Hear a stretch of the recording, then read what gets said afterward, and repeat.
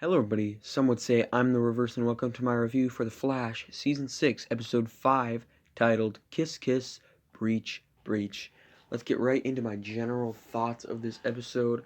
I've seen all over the internet when I was looking at other people's reviews for this episode, people saying that it's a filler episode, that it's the worst episode of the season, um, and they made some fair points. I'll be going over what I thought of some of those some of those points.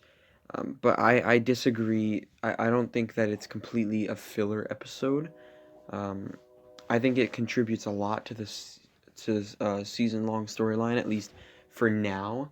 The season long storylines that they set up for each character, especially obviously Cisco. This is a Cisco centric episode. But you know what else? The other thing I said, that people think it's the worst episode of the season, I'd probably say that it's not. I think I like this one more than the premiere, to be honest. Uh, I really like the premiere, but I don't know. I like all the other episodes more.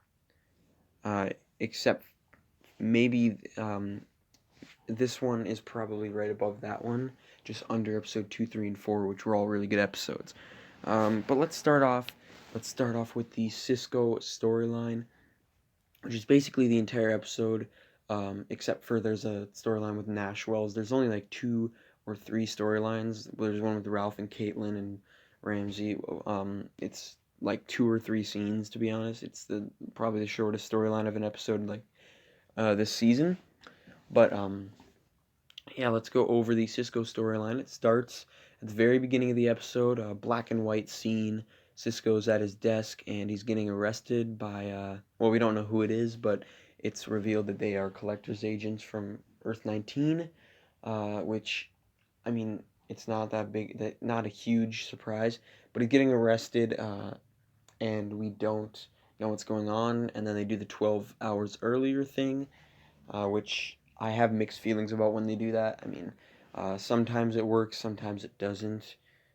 But it's just a kind of a cheap storyline, uh, like trick that they use. So they used it in this episode, and they reveal everything that happens later with that scene. But we'll go over that later when we get to that. But we start off the episode right after that, right after the title card, at Star Labs with Barry and Iris. They're going on vacation for 2 days, which I mean makes sense. I don't know the behind the scenes reasons for the actors not uh, being in the episode. Maybe they just wanted to do a Cisco centric episode, and narratively, this is just what they went for. Maybe there's no behind the scenes reason, or maybe Grant and Candace had to go do something. Uh, or one of them had to do something and they just wrote them both out of the episode. I don't know. But yeah, they went on vacation, which makes sense because Barry's supposedly gonna die in this crisis, and I mean he's just living his life, living his best life before that. But yeah, they go and Cisco introduces the Barry, Bari, this new AI that basically is programmed to act just like Barry, or like make decisions that Barry would make. So yeah, they seem to be making a lot of new like devices this season, like with the Mac and the Barry now. Uh, but yeah, they get rid of it by the end of the episode. But um, still, I will. I'm just gonna mention that right now. They have a lot of like tech things, which is just something I noticed. Um, But yeah, Cisco and Camilla, they're in the bed, and Cisco sleepwalks, and he's gonna cut his own hair off. It looked like that's what he was doing, and Breacher, well, he stops himself, he wakes up, he goes back to bed, and then Breacher comes in and reveals the main crucial plot line of the episode, that Gypsy has been killed by this dude, this hacker named Echo. I'll talk more about him later. But yeah, they go to the crime scene and they investigate, and they don't find anything. Collector's agents are there working on the case, and they're trying to figure that out. And Camilla and Cisco are working together with them, But then I'm just moving right through this storyline because I have some more stuff to talk about in this review, and I don't have a lot of thoughts on the episode. That's why I'm moving kind of fast. But um, yeah, let's just move on in the Cisco storyline. So him and Breacher, they decide to vibe. They decide to vibe to to Gypsy's death using this machine, like this white noise. I think it's what they call it, white noise machine, which basically um, they can't generate the vibe, but they can receive it. So yeah, um, that's what they do, and they see Gypsy actually getting vaporized by Echo. Um, and he takes his mask or his hood off. I don't know what he was wearing, but yeah, it's Cisco. I don't know if it's from Earth 19 or just from some random Earth because they hunt people from multiple Earths on Earth 19. So I don't know which Earth he's from. Maybe they said it in the episode. I didn't catch it. Most likely Earth 19, but I'm not too sure. But yeah, it's Cisco's doppelganger. We at first they make us think that it's actually our Cisco. Um, by explaining that it's his breach psychosis, which is basically his sleepwalking. So they make it seem like he killed Gypsy, which I didn't believe in the slightest because Echo apparently has been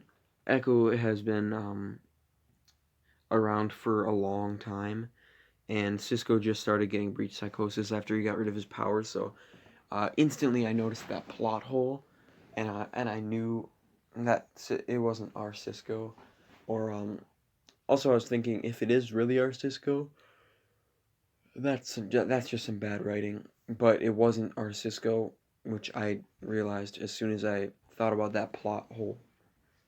It is another version of Cisco, and he realizes that by realizing that the code in the white noise machine actually is what's making him uh, sleepwalk. Is what's causing his quote unquote breach psychosis. Uh, which that's not what it actually was because he wasn't suppressing his powers. He doesn't have them anymore. But yeah, he looked at the code and he realized the only person that could write this is me, and that's when he realized it was a doppelganger of his. Um, but yeah, Breacher, after thinking that it was Cisco, he says, either turn yourself into the collection agency or I will kill you. So Cisco decides to turn himself in. That's where we get the scene with him getting arrested from the very beginning of the episode. It comes full circle. We get that scene, and yeah, they have him at gunpoint, and they're about to cuff him, but he's a hologram. He comes in the doorway of his lab, and he creates this like basically the shield, and they can't shoot him or anything. They stop him, and he goes out to look for Echo. And how did I forgot how he finds him? I think he just tracks his signature or something.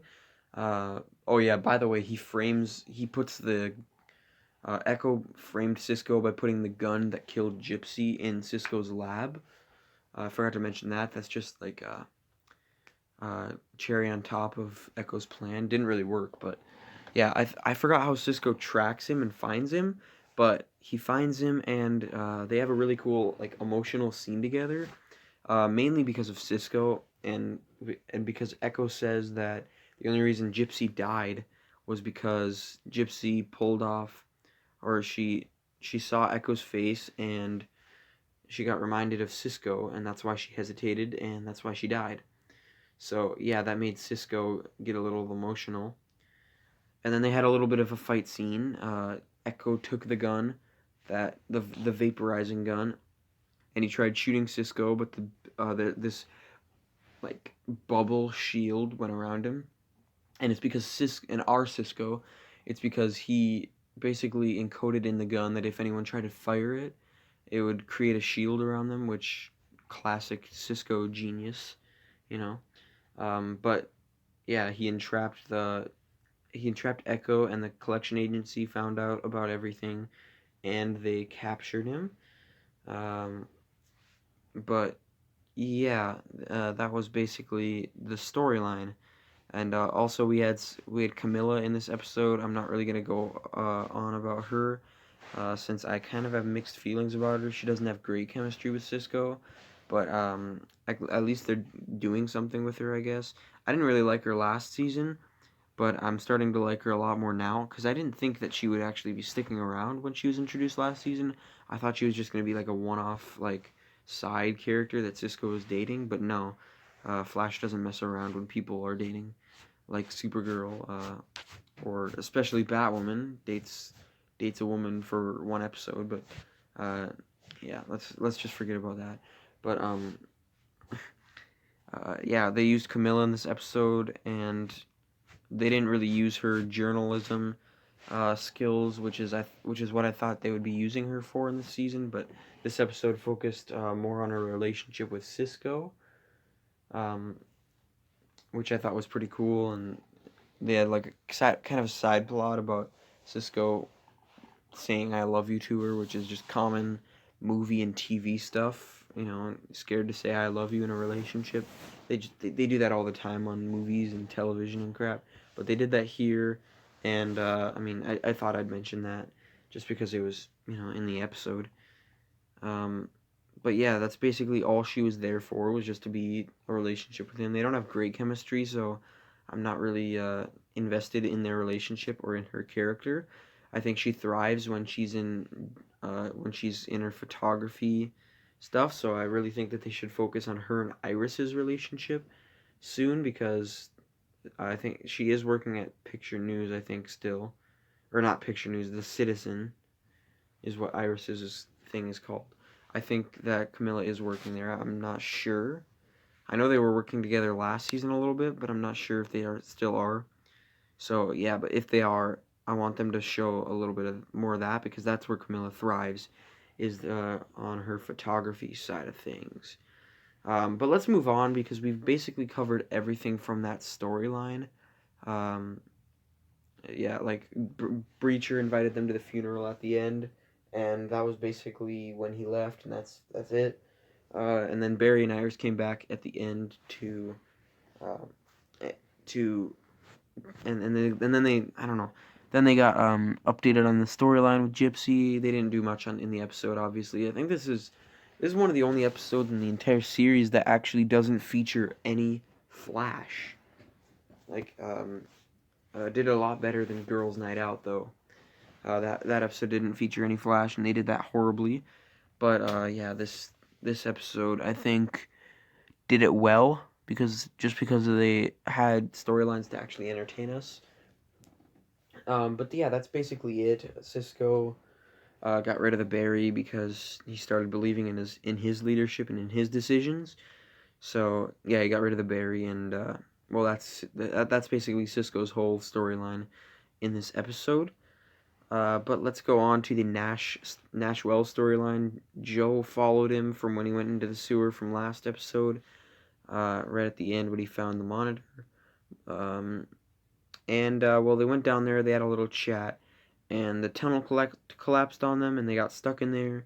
And Nash Wells tried shooting a little thing out of his gauntlet, and basically set the whole place on fire for a second, and it started depleting their oxygen levels, so they had only a few, like, less than an hour to live, I believe, at like 40 something minutes, 42 minutes or something. And then yeah, Ralph saved them at the end. But um, a really a really good scene was the Joe heart to heart moment with Nash Wells, when he was sharing about after his wife left him, after Francine left him and Iris, and he was so depressed that he didn't even make food one day, and the neighbors, then, like, basically the whole neighborhood was outside with cooked food for them. um, and he was basically telling Nash Wells to have faith in other people, because Joe had faith in other people that they were going to get saved. But yeah, faith was like a common theme in this episode, and I'll go over it. Like, Cisco didn't have faith in himself, so he had to make the Barry thing, and then he had faith in himself at the end to make good leadership choices. And then in this, Joe had faith in himself, Uh, Joe had faith in people, and then Nash Wells had faith in people, and then eventually Ralph came to save them. Uh, and then let's go right into the storyline with Caitlin. She had faith in Ramsey. First off, Frost went looking for Ramsey, and she went to this. I don't know. It was just a random location where Norvok made a special cameo in this episode. He didn't really have anything to do. He didn't help in the fight, which I'm glad. I don't really like the character. He just had some lines to say. So uh, he showed up in episode 3 at the Star Labs birthday party thing for Killer Frost. So he's been in here a few times. But this episode, he basically just he was there to update on the Ramsey storyline, and then Caitlin went to go look for Ramsey, and they had a moment. Um, Ramsey is going full on blood work with his design. Uh, I think that it's a really cool design. I think with the veins and everything, and his teeth are all nasty. So yeah, he's gone full on blood work. It looks like. Um, but yeah, she has faith in him that he can come back to the light and be the man that his mother always believed he could be. Um, but he offers for her to join him, like a Darth Vader moment, and she declines. And yeah, he chokes her and then says, "Next time there won't be a choice." So yeah, she didn't join him, and that's basically the extent of that storyline. Uh, and that's basically the extent of the episode. Uh, at the end, though, Nash said, or actually, no, that wasn't the end. Joe was talking about Barry dying in the crisis because that's the monitor said, and then Nash said, "You know Marnu." So that's leading me to believe that maybe Nash Wells is Pariah. I don't know for sure. He's very heavily involved in the crisis, so I don't know. We'll have to wait and see what's going on there. But at the end of the episode, he said he has a way to save Barry down in the tunnels. That's what he was doing. Uh, and we'll be exploring that next episode, I hope. Um, but yeah, that's basically the extent of the episode. Hope you guys enjoyed my review. It was a little bit short. Like I said, I think it's the second worst episode of the season. It was still really good. I think it was better than the premiere. Just because of the premiere, I don't know why, it just felt kind of messy, and it felt, uh, I don't know, messy is the word. I thought it was still really good, just not as good as the other episodes of the season. But this episode was really good. I liked Echo as a character. I liked Cisco's storyline and his struggle with leadership and making good decisions. I didn't really like Camilla in this episode. That's one negative. But I like the Nash Wells storyline and Joe, as brief as it was. Um, we did get some good moments from that, and those were the main crisis moments of the episode. This this episode was with Nash Wells talking about the monitor and how to save Barry at the end. But yeah, that's basically it. And then the Caitlyn storyline with the blood work, and that's how blood work storyline moved on a little bit. Not much in this episode, but I mean, it doesn't even compare to last episode's blood work storyline or even the episode before. Um, but yeah, that's basically the extent of this episode. I hope you guys enjoyed my review. Don't forget to like, comment, share, and subscribe. I'd probably give this episode maybe an 8.9 out of 10. Maybe, I don't know. I don't know where I ranked. I can't remember where I ranked the season premiere or any of the other episodes. Right now, I'm going to give it uh, like an 8.9 or a 9. That might be lower than the premiere.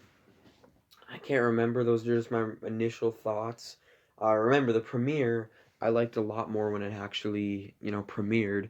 And then I realized I don't like it as much as I think I do. I still think it's the second best premiere of The Flash, but I don't think it's as good uh, as I did a few weeks ago when it aired. But yeah, this episode was a solid episode. Put down in the comments what you thought, if you agree, if you disagree, what you liked, what you disliked, What do you think will happen with Nash, and what do you think he meant by "I have a way to save Barry"? And do you think he's pariah? Because I definitely do now. Uh, but I'm really intrigued on seeing where all these storylines go. I thought this episode was really needed for Cisco as well. I thought it was a really good episode, but I'm just going to end the episode here, or the review here. Don't forget to like, comment, share, and subscribe. Hope you enjoyed. See ya.